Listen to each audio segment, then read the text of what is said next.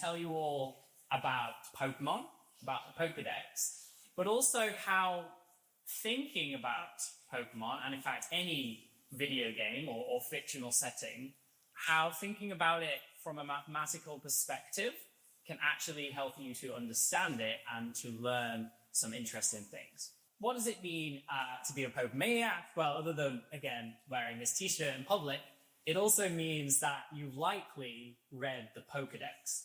Pokedex is your encyclopedia in the video game. It looks like this. It contains the information about all of the Pokemon creatures. It will tell you their height, their weight, and you get little stories about them as well. I remember, I was 6, getting a Game Boy Pocket for Christmas, tiny little black and white Game Boy Pocket, and playing Pokemon Red for the first time. And I obviously enjoyed the game, but I was actually more interested in learning about all of the Pokemon. So this is scrolling through the original 150 Pokemon in Pokedex. You see various pictures of those creatures. Now, in those first 150, you then move on later to Generations 2, Generations 3, and all the way through to actually Generation 9 most recently. And there were 150 in Generation 1, but by the end, we actually end up with 1,025 fictional creatures, Pokemon. And again, being the Pokemania, I have read all 1,025 entries. But not only did I read all of their entries, I was actually mathematically analyzing them subconsciously in my brain. I'm going to share with you some of the most interesting things that I found out and show you why I think the Pokedex doesn't make sense. So the first one is a Pokemon called Wailord. And Wailord is a giant whale, right? It looks like a whale. It even states in its description that it is a float whale Pokemon, so it clearly lives in the ocean. It describes it breaking through the surface of the water and crashing down on the surface of the ocean.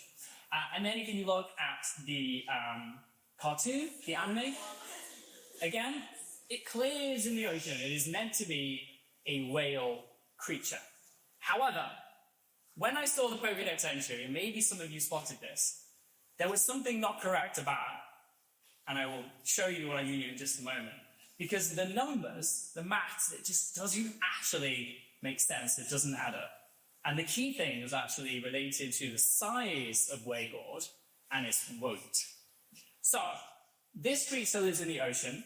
And so what does it mean to live in the ocean? It means your density is similar to that of seawater. So if we look at this chart showing the density of various creatures that live in the ocean, density is mass divided by volume. So it's in kilograms per meters cubed. So the ocean has a density there of 1,030.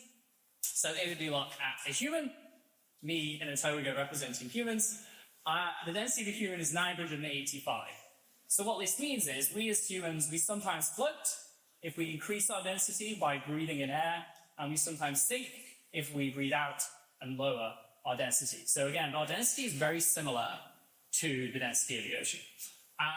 Then if you look at something which lives on the bottom of the ocean, so a crab, it has a density higher than 1,030. It's in 1200s, and that's why crabs live on the bottom. They sink because their density is more than that of the water. And if you look at actual whales, so a sperm whale is about 950, and a humpback whale is about 1,032. So all of these creatures that live in the ocean had a density close to 1,000. That's the key thing to keep in your head, because we're going to work out the density of this Wailord Pokemon, which apparently lives in the ocean. So it should have a density of about 1,000. So to work out the density, we need to know the mass and the volume. Now, the mass of Wailord is given in the Pokedex. As I said, it lists this information. So the mass is 398 kilograms, so it's pretty heavy. And then we need to know its volume. So we need to work out what is the volume, how much of this whale do we have. Now, unfortunately, there isn't a formula for the volume of a whale shape, so we're going to have to approximate. So I'm going to claim that it's about a cylinder, and we're going to do some mathematical modeling. Pretending our whale is a cylindrical shape, we can now work out its volume. So the Pokedex tells us the length of the whale is 14.5 meters, and has a radius there of 2.9 meters. So we can work out the volume using our formula pi times the radius squared times the height, and that gives us 383 meters cubed. So if we now work out our density, remember it's the mass divided by the volume, we actually get an answer there of about 1. Now remember, to live in the ocean, your density needs to be about 1,000. So not only is Wailord so low in density that it would float on the surface of the ocean, because that's certainly less than the density of the ocean. There's no way it could actually dive in the water. It's actually so light, so low in density, that it's actually less than air. And so more accurately, we float into the sky like the giant blade. Again, the Pokedex doesn't make any sense. We have a whale that's lighter than air that apparently lives in the ocean. So somebody at Nintendo, at Pokemon, didn't do their maths, didn't do their calculations to check what was happening with this Pokemon. There are plenty more. So going back old school, we've got Pokemon Heart Gold. There's a Pokemon called Blaziken, which is a fire chicken, I believe it's meant to be. And it claims here this Pokemon can jump over a 30-story building. So a 30-story building is about 100 meters. So I thought, again, let's analyze this. Does that feel reasonable? So this Pokemon is human-sized. Okay, so you can see there it's about 6 foot tall and weighs just over 100 pounds. So it's approximately human-sized. So I thought, well, let's look at what is the highest ever jump recorded by a human. So I actually got a video of this. So this is Darius Clark.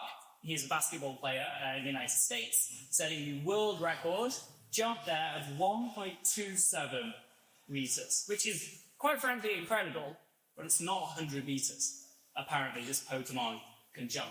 So then I thought, well, maybe it's to do with gravity. So if on Earth we have a human that can jump 1.27 meters with gravity, strength of gravity of 9.8, then if we actually want to jump 100 meters, we can reduce gravity and see how weak the gravity have to be for a human to jump a 30-story building. Again, if it's Pokemon to be able to do that. So we want to work out what is this unknown amount of gravity. So in order to do that, we actually are going to divide through those two numbers to get 78, and then if we divide gravity by that, we need a gravitational strength of 0.125. So to make gravity weaker, you go to a smaller planet. None of the planets are small enough. So then you think, okay, what about the moons? So if you look at the strength of gravity on the moon, the one that's orbiting the Earth, that's about 1.6. So it's still like 10 times too big.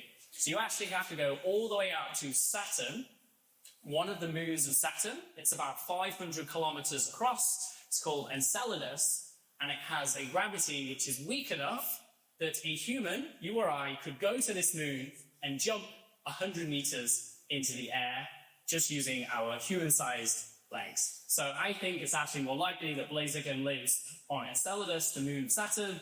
The only problem is it's very cold. It's actually minus 198 degrees Celsius, so our fire chicken would be frozen solid, and so it wouldn't actually be able to jump, even if it were existing on the Earth. Now, there are plenty more examples. To sort of go through these ones quickly. So we've got Rhyhorn, one of the original Pokemon. It's like a rock rhinoceros, which apparently can destroy a skyscraper by running into it. So here is a skyscraper being destroyed. This is actually being blown up with, I think, 1,000 tons of TNT. It's spectacular. It's an entire building collapsing. And this is apparently caused by this cute little guy. But if I were to actually show you the Pokemon to scale, it's only 3 feet tall. So it would actually be this tiny little dot that you can't see. I had to add the arrow to point out the scale. So again, that tiny little dot apparently can cause the level of destruction you've just seen in that video. Again, it doesn't feel very believable. It doesn't really make sense. Beware. So there's a clue in the name. This is a cute bear Pokemon, as you can see. But there's a warning. There's a reason it's called Beware. It's telling you beware of this Pokemon. It tells you that it will try and hug you, but don't let it do that, because that force could shatter your bones. Now, I looked up, so you don't have to, how much force it takes to shatter a human bone or shatter a human spine is 3,000 newtons, which is actually equivalent to crashing a car at 30 miles an hour into a brick wall. So as cute as this Pokemon may look, again, apparently when it gives you a hug, it's the same as being in a car crash. So as cute as it might look, avoid this Pokemon of a place. There are plenty more that I could show you from the 1025, but I wanted to end with a final example, which is my favorite of the lot, because this is the most ridiculous, the one that makes the least sense of all of these Pokedex entries. And that is a Pokemon called Magcargo.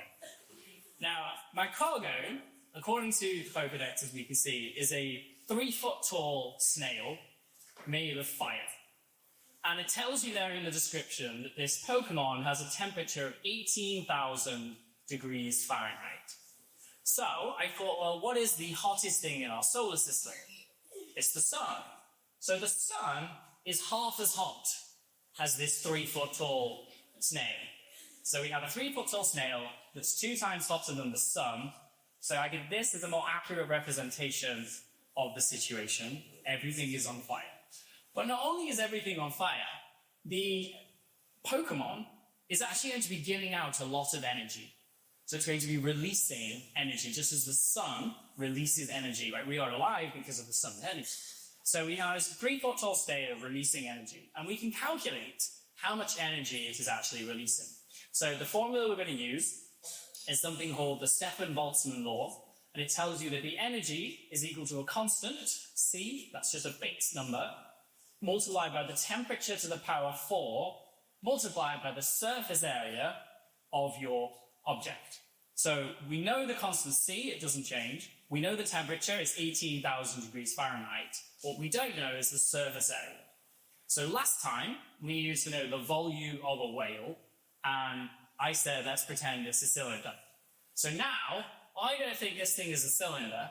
I'm going to approximate it to work out surface area. I'm going to claim that it's more like a stick. And then we can use the formula, the surface area of the stick. And I just wanted to sort of do a big pause at this point, because there is a joke, very famous internet joke, between mathematicians and physicists about assuming animals are spherical. So often it's assuming that there are spherical penguins. So physicists are trying to model the world, and they say, well, let's pretend the penguin is a sphere, and then we can work out surface area, just like you were doing here with the snail and with the Pokemon. And then I Googled the phrase spherical penguin and found this. And then I scrolled further down the page and found this one.